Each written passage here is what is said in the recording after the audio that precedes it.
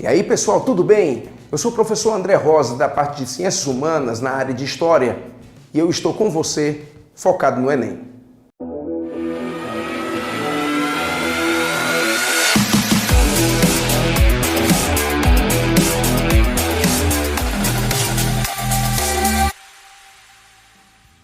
Hoje nós vamos fazer uma abordagem muito importante.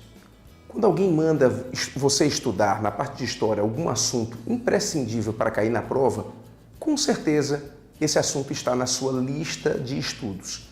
Hoje nós vamos falar sobre Idade Média, mais precisamente sobre um sistema econômico da Idade Média chamado de feudalismo.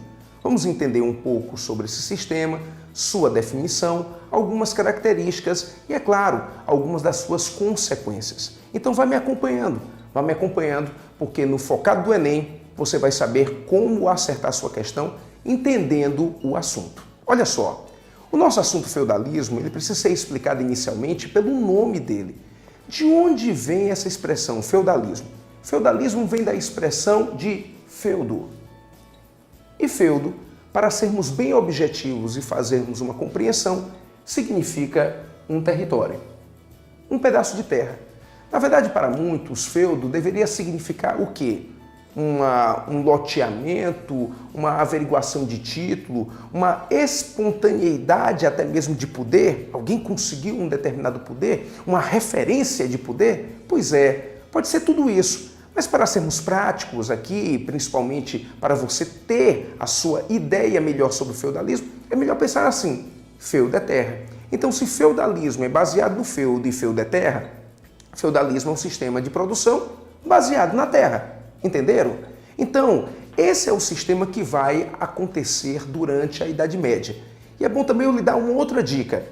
Esse sistema vai acontecer exclusivamente na Europa. Não vai existir feudalismo no Oriente, entenderam? Eu tenho na Idade Média muitos assuntos. Império Islâmico, Bizantino, Império Bárbaro, mas na Europa é só o feudalismo e que acontece lá.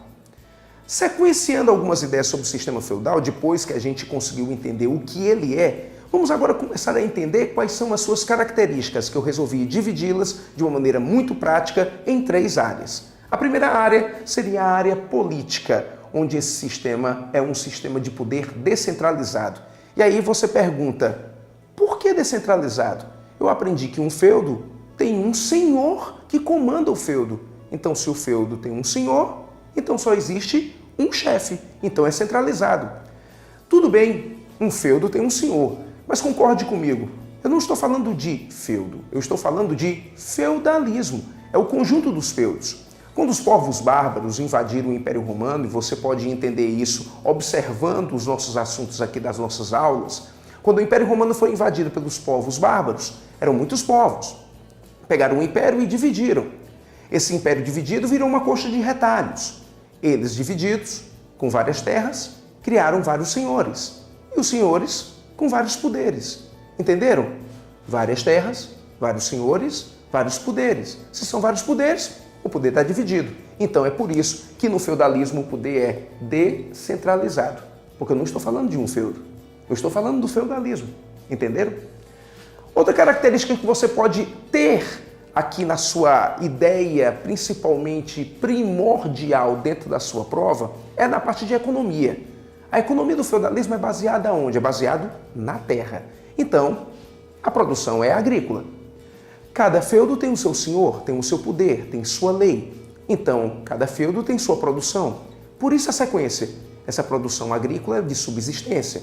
E essa produção de subsistência não gera excedentes. Se não tem excedente, não tem comércio. Por isso, a economia do sistema feudal é chamada de uma economia fechada, sem comércio monetário, entenderam? Portanto, dentro da economia feudal, eu vivo através do escambo. E para finalizarmos, a parte de sociedade. Dentro do sistema feudal, existe uma sociedade, como se dizer, estamental. Já ouviram essa expressão? A parte estamental quer dizer que não existe mobilidade. Na parte de cima, o senhor feudal, dono da terra, dono do feudo, que também pode ser chamado de nobre. E na parte de baixo, sustentando todo mundo, o servo, que não é escravo, não pode ser em si negociado, ele vive da terra, mas no final das contas vive miseravelmente. E por que não lembrar de um último detalhe? A Igreja Católica está lá. A Igreja Católica se transformou numa entidade de muito poder, uma força tanto econômica como também cultural. Praticamente é ela que decide como vai ser a sociedade e as coisas que existem dentro do sistema feudal. Nesse caso, ela também poderia ser chamada de uma classe dentro dos senhores feudais. É uma senhora feudal, a igreja que decide. Por isso, tantas injustiças que chegam a acontecer, porque a decisão é só feita por uma entidade, através até mesmo de tribunais como o Tribunal da Santa Inquisição. Nesse caso, como é que esse feudalismo vai entrar em decadência? Através de um processo que vai surgir gradativamente. Eu posso pegar somente um para finalizarmos esse encontro. Esse momento pode ser explicado com as cruzadas, em que o Ocidente se ligou mais uma vez a um Oriente que não tinha feudalismo, que tinha comércio, que tinha excedentes. Então as pessoas começaram a trazer essas mercadorias para a Europa, formar o comércio, que gerou as feiras. Uma feira cercada chamava-se de burgo, e quem nasce num burgo é chamado de burguês. E esse burguês dá início a um novo processo econômico. Sai o feudalismo e entrará o capitalismo. Sai a Idade Média e entra a Idade Moderna. Até a próxima, focado!